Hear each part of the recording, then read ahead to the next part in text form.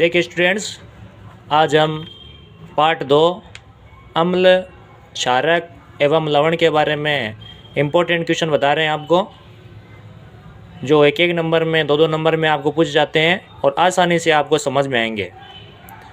देखिए basic question है जो आपको साइंस के अंदर आने ही चाहिए दोस्तों। देखिए पहला प्रश्न है इसमें, अम्ल एवं क्षारक में अंतर लिखिए। यानी अम्ल और क्षारक में कौन कौन से अंतर होते हैं। तो देखते हैं हम कौन कौन से अंतर होते हैं जिसको हम आसानी से समझ सकते हैं आसान भाषा में। अम्ल, पहली चीज़ स्वाद में खट्टे होते हैं, स्वाद में खट्टे होते हैं अम्ल।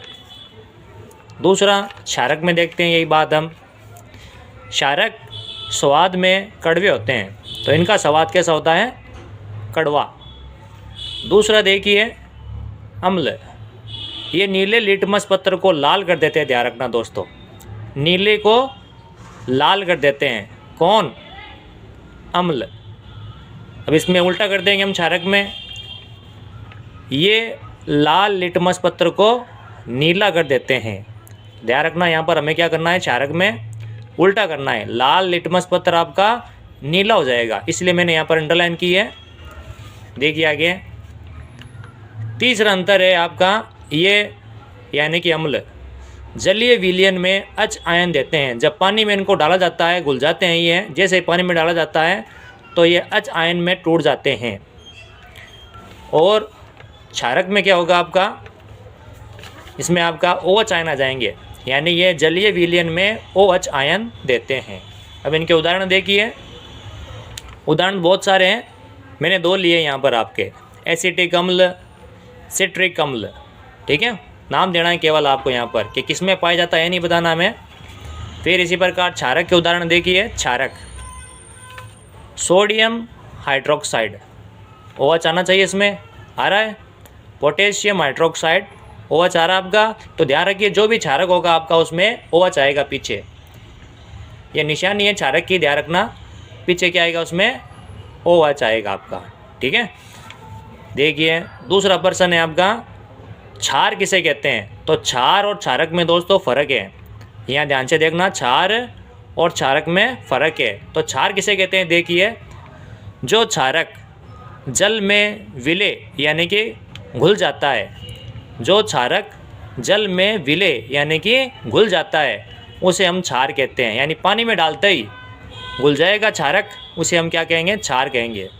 अगला प्रश्न है तीसरा, कि प्राकृतिक सूचकों के 4 नाम बताने हैं। प्राकृतिक सूचक तो देखिए कौन कौन से हैं, हल्दी, लाल पत्ता गोभी, हाइड्रेंजिया, पेटूनिया और क्या है, जेरानियम। वापस बोल देता हूँ नाम एक बार में, हल्दी, लाल पत्ता गोभी, हाइड्रेंजिया, पेटूनिया एवं जेरानियम। अब इनका क्या करना आगे हमें ये बताना है, जैसे फूलों की रंगीन पंखुड़ियाँ लेनी है हमें, इन सब के पौधों की क्या लेनी है, फूलों की रंगीन पंखुड़ियाँ, ये प्राकृतिक सूचक का काम करेंगे। ये सब के सब क्या करेंगे, प्राकृतिक सूचक का काम करेंगे। आपको यहाँ से केवल 2 सूचक के नाम पूछेंगे, लेकिन मैंने बताया आपको 4 के नाम बताओ, 2 ज़्यादा याद करेंगे तो आसान रहेगी हमें।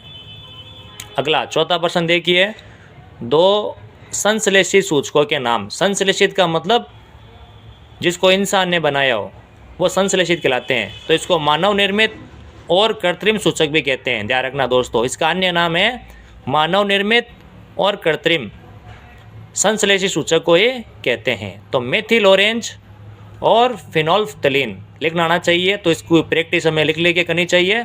मेथिल ऑरेंज और फिनोल्फ्थलीन, ये थे आपके प्राकृतिक सूचक जो प्रकृति से मिलते हैं हमें, और ये इंसान द्वारा बनाए जाते हैं अम्ल और क्षारक का परीक्षण करने के लिए।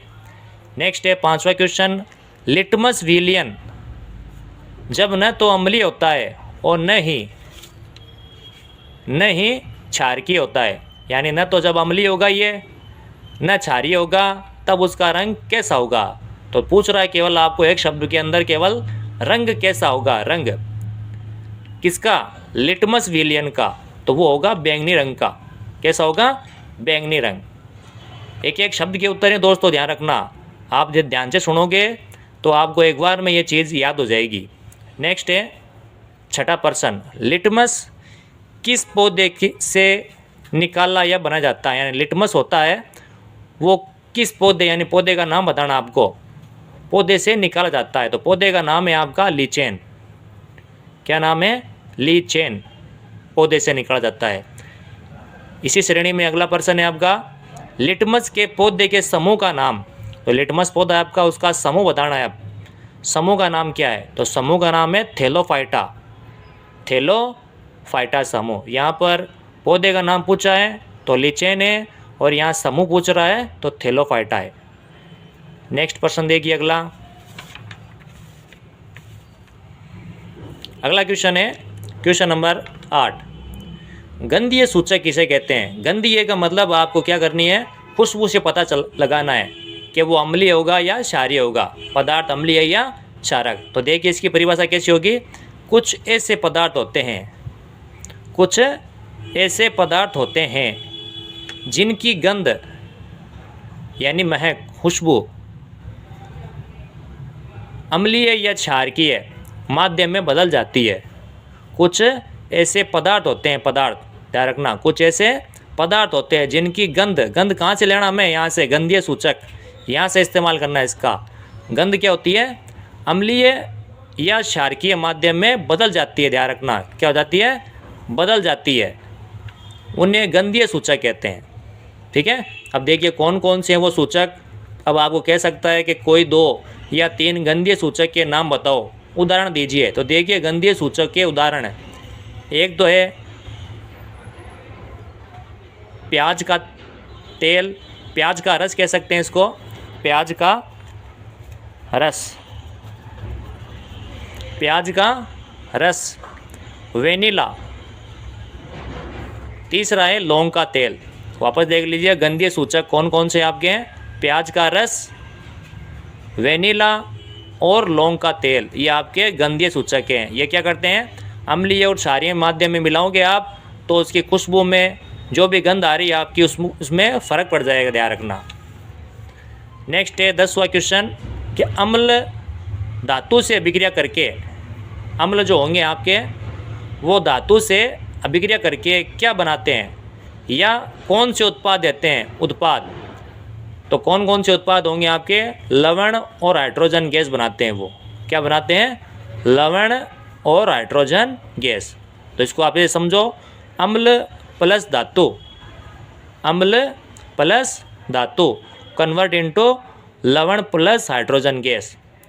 गैस हाइड्रोजन है और लवण, 2 चीज़ मिलेगी आपको। अगला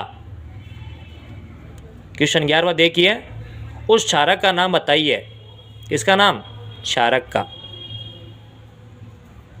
क्षारक का आपको नाम बताना है जो जिंक धातु से अभिक्रिया करके लवण, क्या चीज़, लवण व हाइड्रोजन गैस देता है।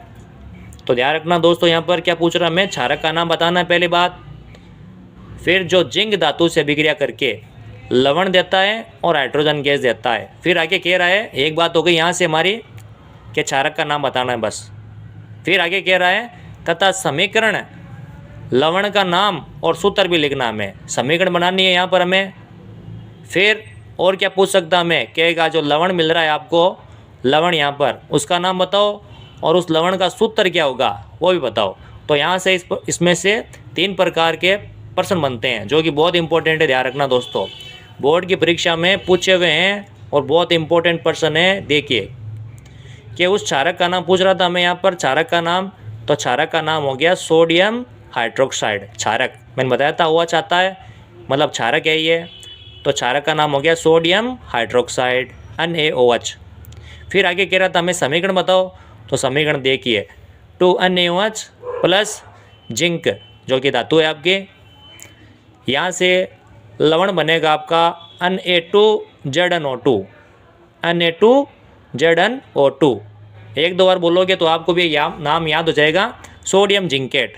इस लवण का नाम है आपका सोडियम जिंकेट। तो यहाँ पर पूछ रहा है आपको कि लवण का नाम बताइए, तो लवण मिल गया हमें सोडियम जिंकेट।